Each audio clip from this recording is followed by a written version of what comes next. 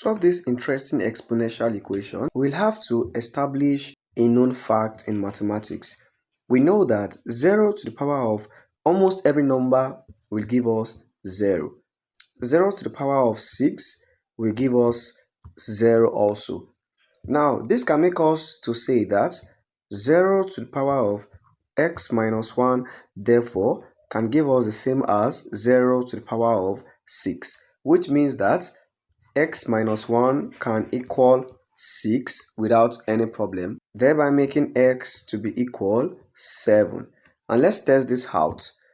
0 to the power of 7 is the exact same thing as 0 to the power of 6, because the two cases will give us 0 equals 0. But now there is one very big problem. The big problem of this property is that 0 to the power of 0 is invalid in mathematics, meaning that 0 to the power of 0 cannot give us any valid solution in mathematics.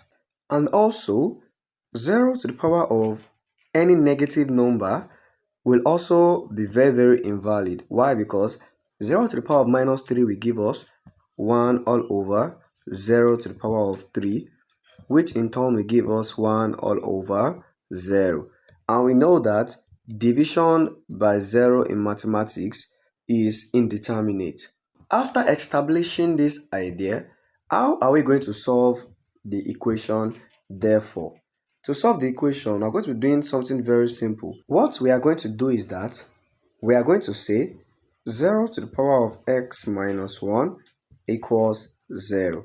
And then we are going to solve for the value of x for which x minus 1 is greater than 0. Then when we solve this inequality, we'll have x greater than 1. Therefore, the solution to this problem is x is greater than 1. Every number greater than 1 will satisfy this equation. You can try it out randomly. 0 to the power of 2 minus 1 will give us 0 to the power of 1, which gives us 0. 0 to the power of 79 minus 1 will give us 0 to the power of 78, which gives us 0. Therefore, this is a valid solution.